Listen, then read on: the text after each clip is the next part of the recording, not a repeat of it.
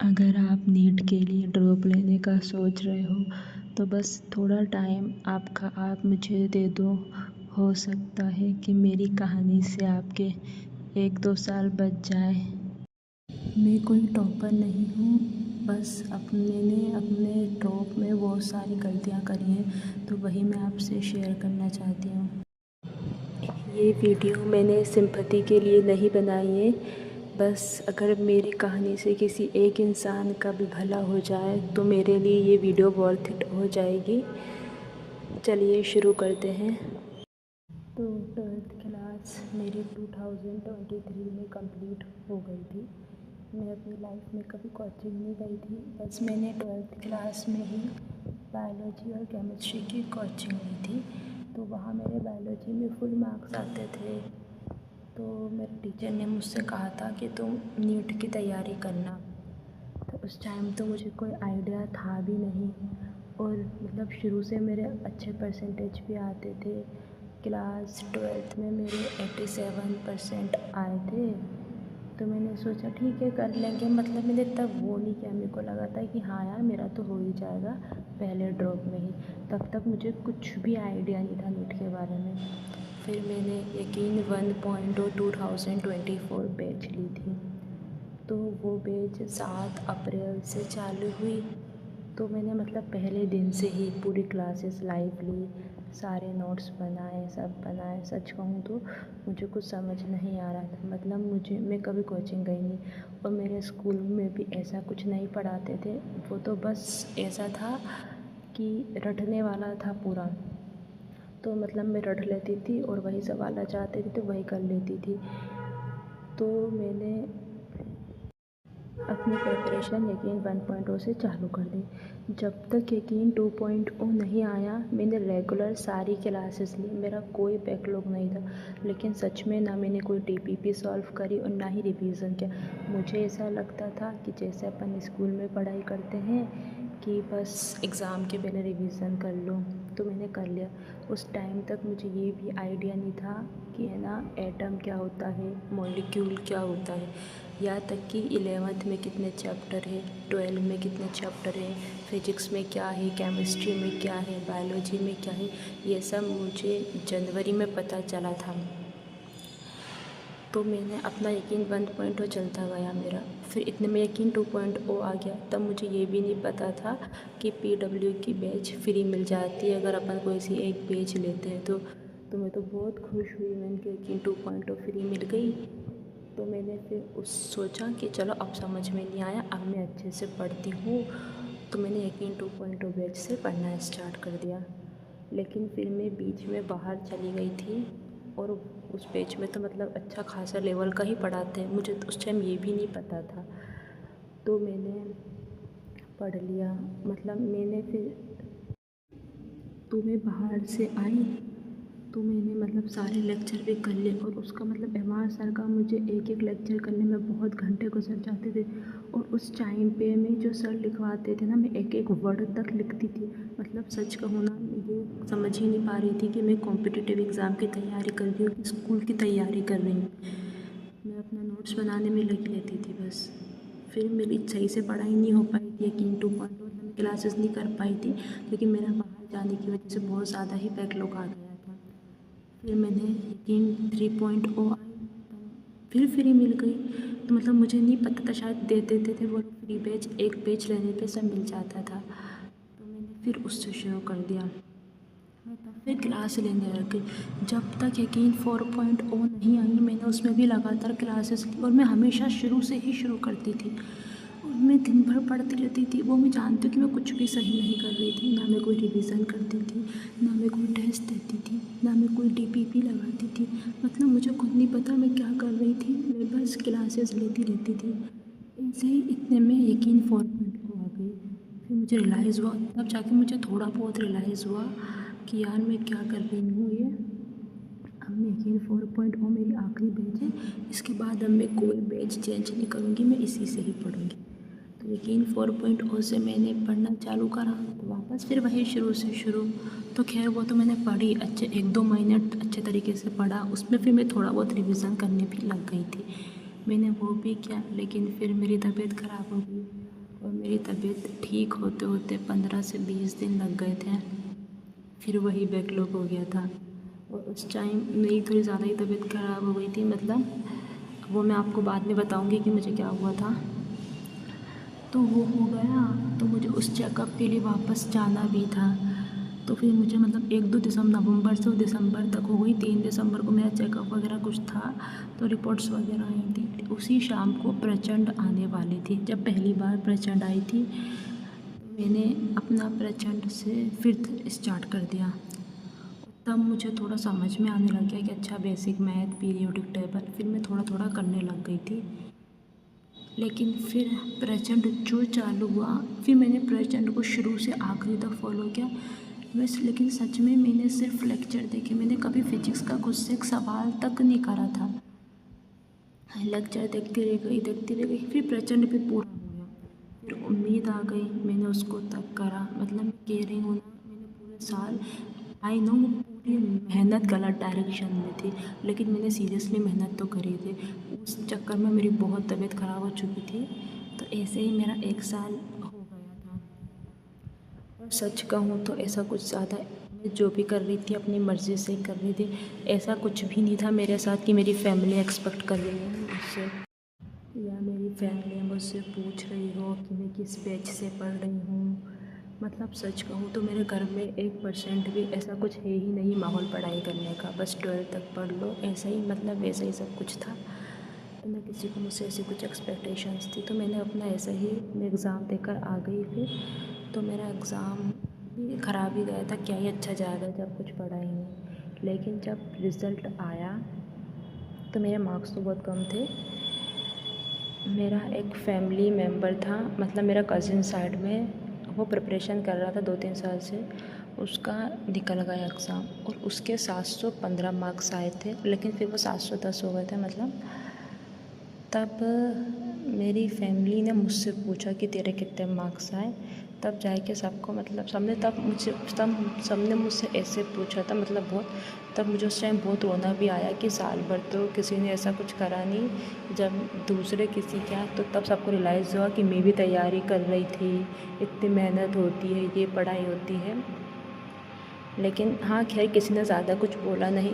लेकिन हाँ, उसके बाद से मुझे एक सपोर्ट ज़रूर मिल गया था। तो सबने सेकंड ड्रॉप में, फिर मैंने सेकंड ड्रॉप लेने का सोचा। लेकिन मैंने इतना तो सीख लिया था, मतलब मैंने सेकंड ड्रॉप लेने का सोचा। तब सब ने थोड़ा बहुत, मतलब ऐसा सपोर्ट तो किया था कि उन्हें समझ आ गया था कि हाँ मेहनत है, निकाल लेगी, वो कर लेगी। और मुझे भी ऐसा लगा था कि सेकंड ड्रॉप में तो 100% निकाल ही लूँगी, मैं तो अब एम्स दे ली जाऊँगी, फुल मार्क्स आएंगे, मेरे को तो अब सब समझ में आ ही गया है, मुझे तो अब पता ही चल गया है कि क्या चैप्टर है, क्या चैप्टर नहीं है।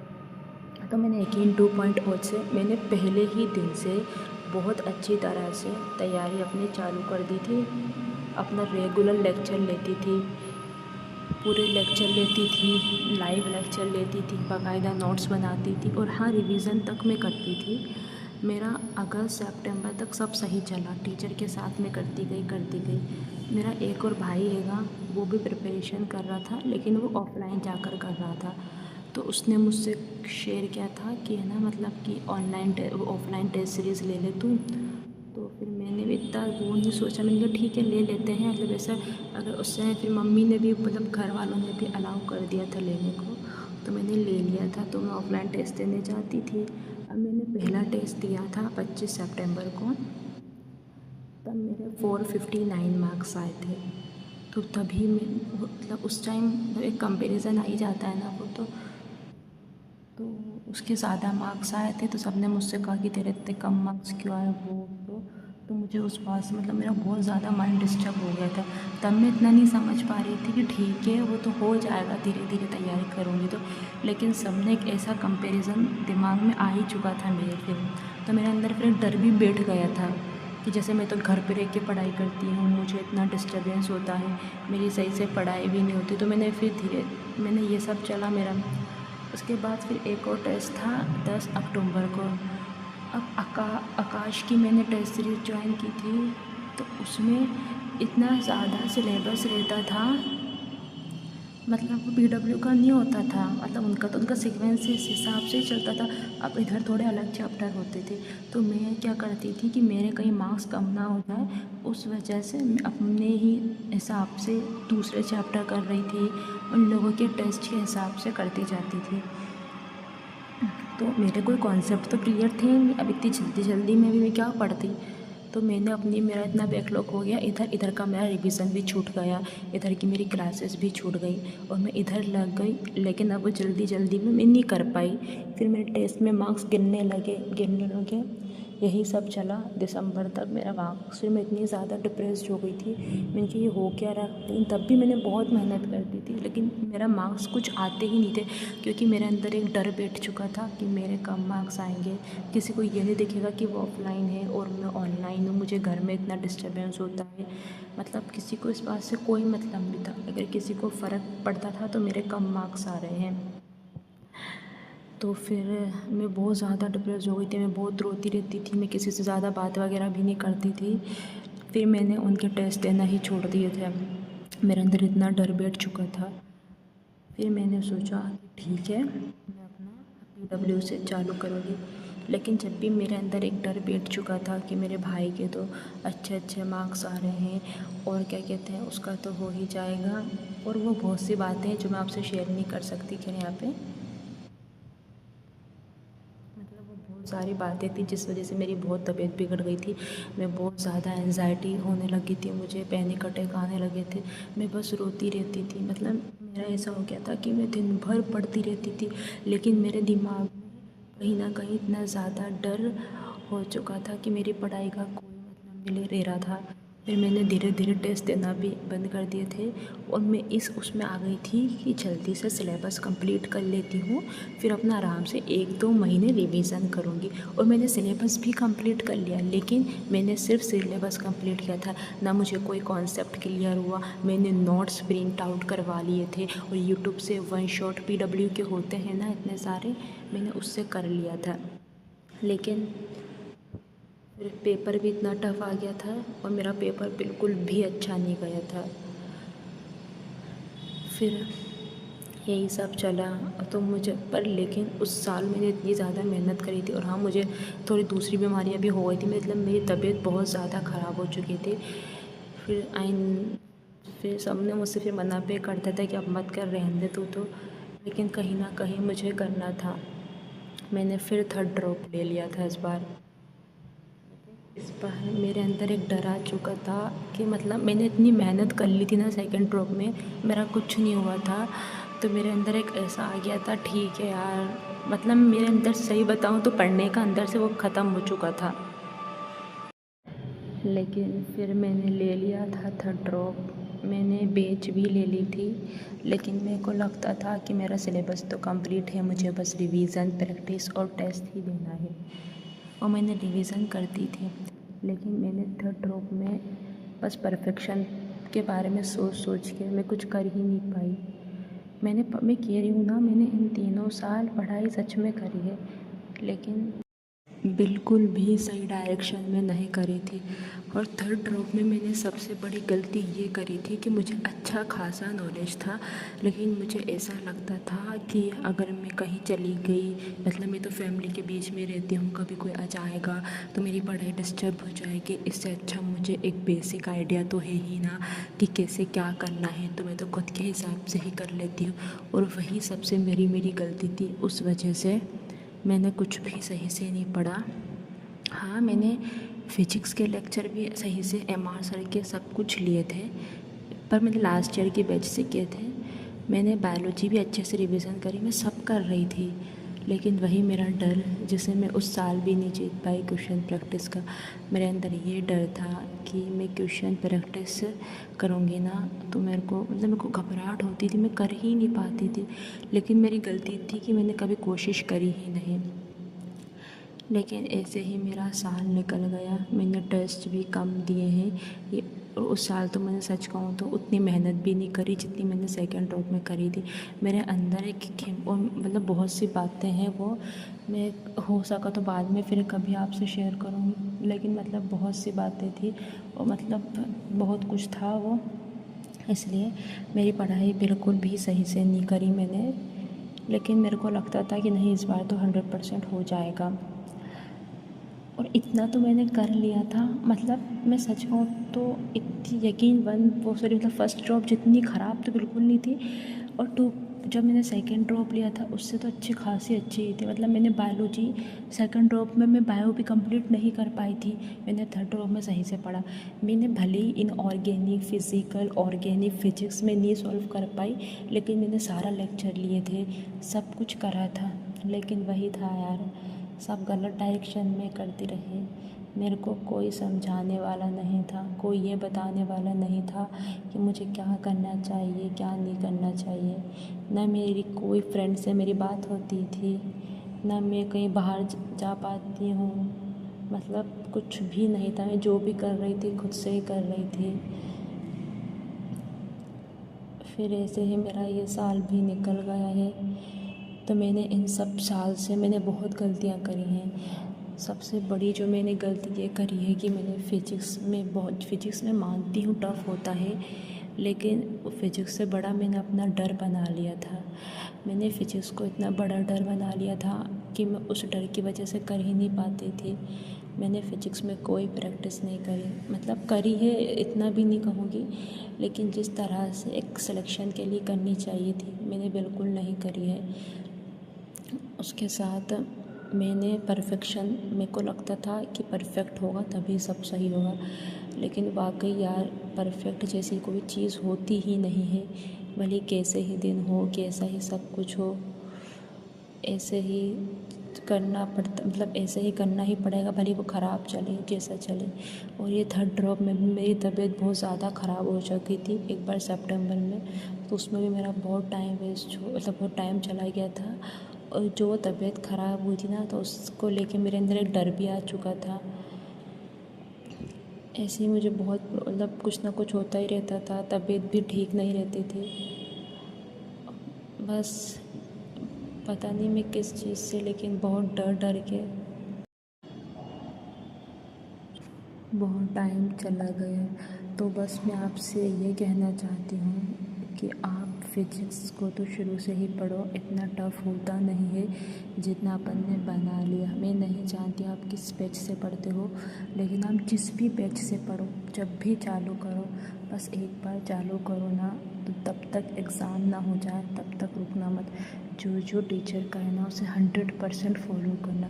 भले ही डर लगता है, मैं फ़ील कर सकती हूँ, और उसी डर की वजह से मैंने अपने 3 साल ख़राब कर लिए हैं। लेकिन जब एक बार अपन अपने डर को छोड़कर करने लग जाते हैं ना, तो वो कॉन्फिडेंस भी अलग ही आता है, और फिर उस कॉन्फिडेंस से ना बार बार अपन फिर कर लेते हैं, फिर भले कितना ही टफ क्यों ना हो। तो मैं बस इतना कह रही हूँ, सबसे पहले तो फिजिक्स करना है, उससे डर के चक्कर में मत छोड़ो।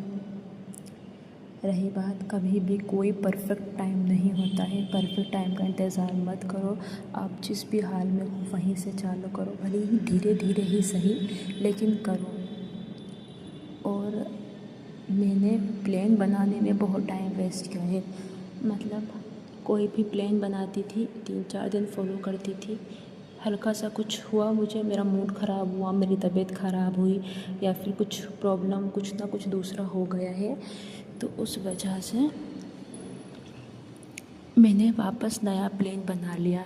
तो थर्ड ड्रॉप में जो सबसे बड़ी गलती मुझे ये लगी है ना, मेरे प्लान की ही लगी। मैंने इतने प्लान बनाए भाई, इतने प्लान यार, मतलब कुछ भी होता था हर 3-4 दिन में मैं अपना प्लान चेंज कर लेती थी।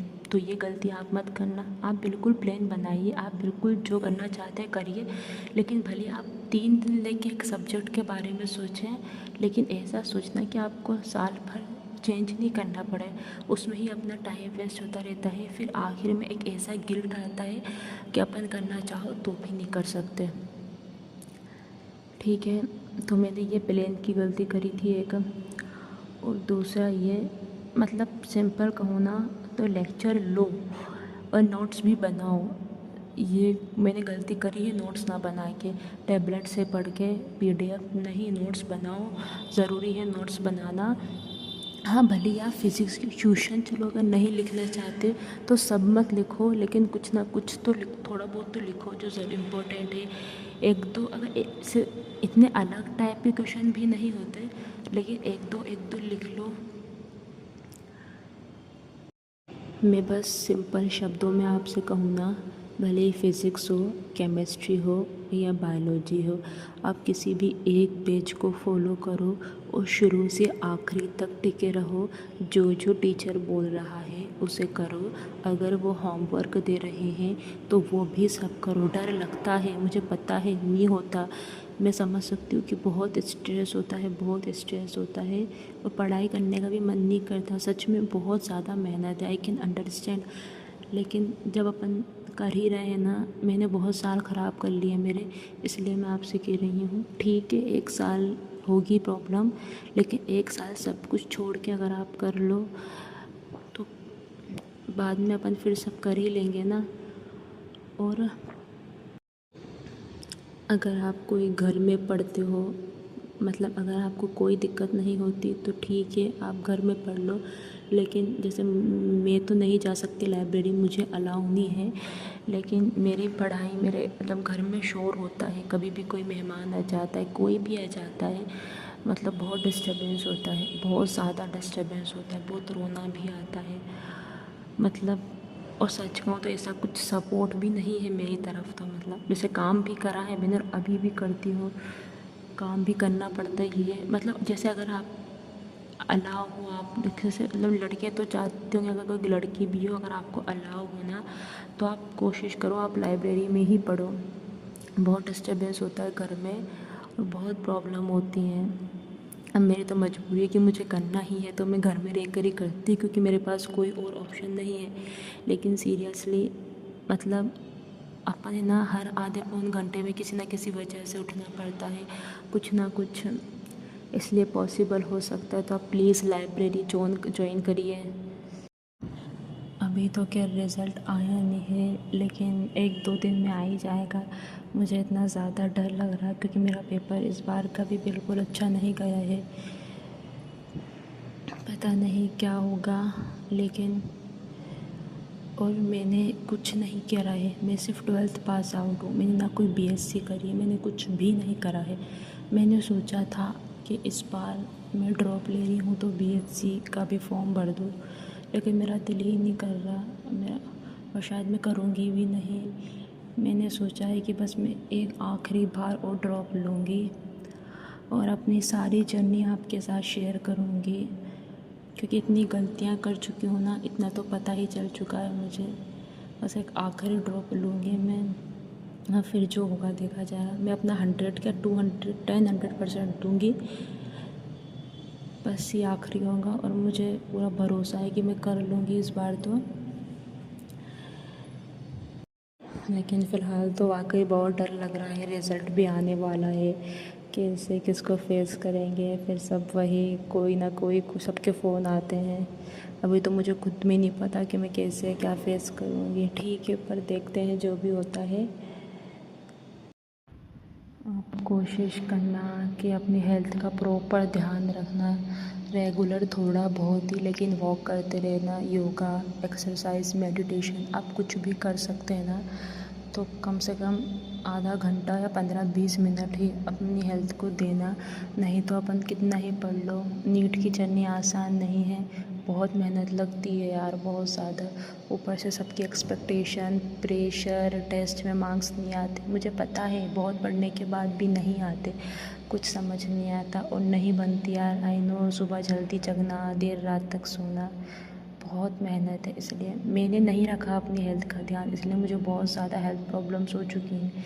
इसलिए मैं आपसे कह रही हूँ, मुझे ऐसा लगता था कि बस पढ़ते रहो, मतलब मैंने सही बताऊँ ना तो आवर्स को मतलब इतने समझ लिया था कि 12 घंटे का पढ़ना है, लेकिन ऐसा कुछ नहीं है। भले अभी अगर कभी नहीं पढ़ना तो खैर देखो ज़्यादा पड़ेगा, लेकिन मतलब अगर आप 12 घंटे पढ़ रहे हो, जो गलती मैंने करी लेकिन जिसका कोई सेंस था ही नहीं, तो वो बिल्कुल वेस्ट है। इससे अच्छा आप भले धीरे धीरे सब चीज़ें समझो, क्या गलती हो सकती है क्या नहीं हो सकती, धीरे धीरे ही करो, लेकिन सही करना, अपनी हेल्थ का पूरा ध्यान रखना।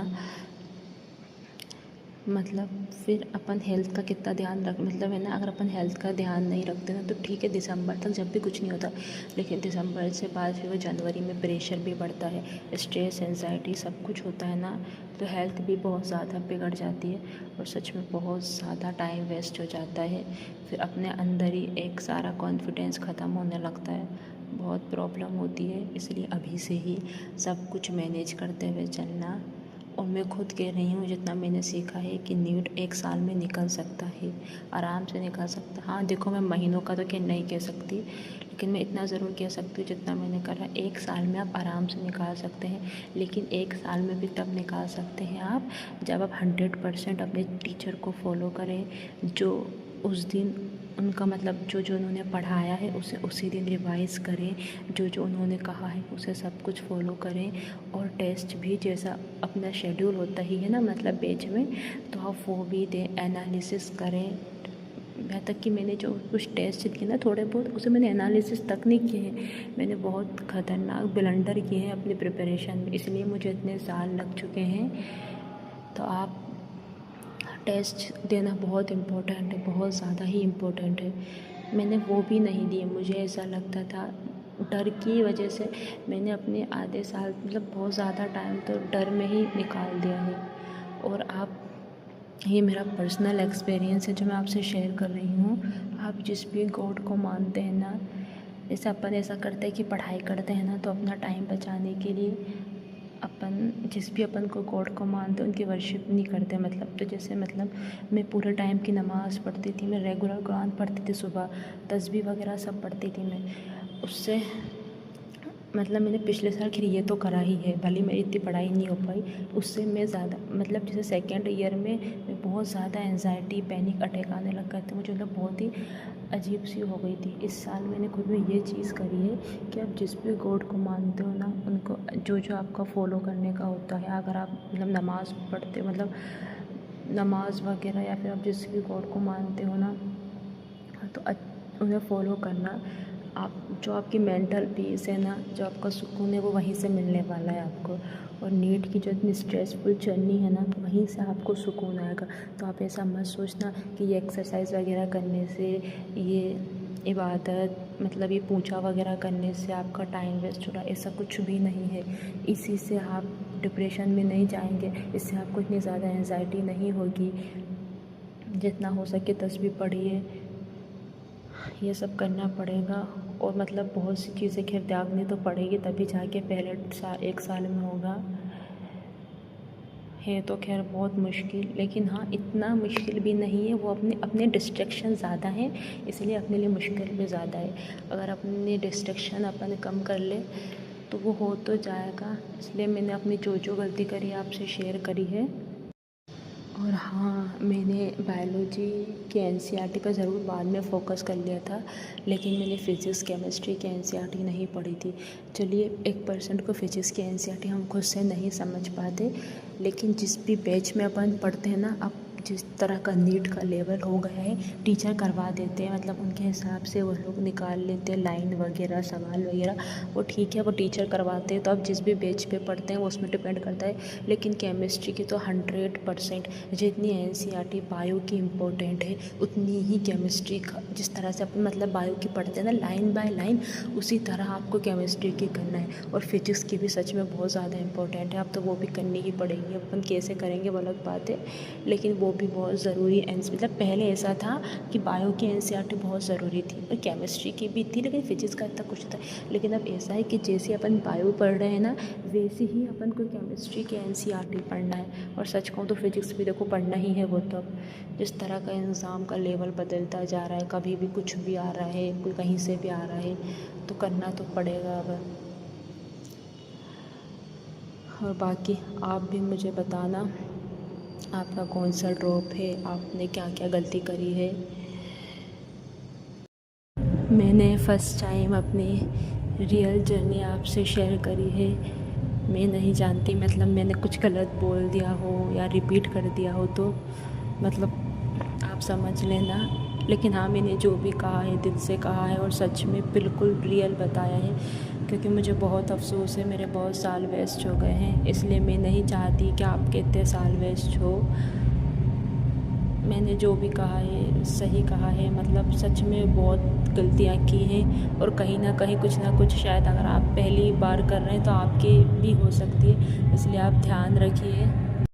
बाकी अगर आपको कोई भी हेल्प होती है मेरी वीडियो से तो आप मुझे ज़रूर बताइएगा। Thank you so much, all the best for your preparation. कोशिश करूँगी पूरे साल में आपसे अपनी जर्नी शेयर करूँ, आप भी मुझे बताएं। रिज़ल्ट भी आने वाला है, देखते हैं अब क्या होता है। अपना ख्याल रखिएगा।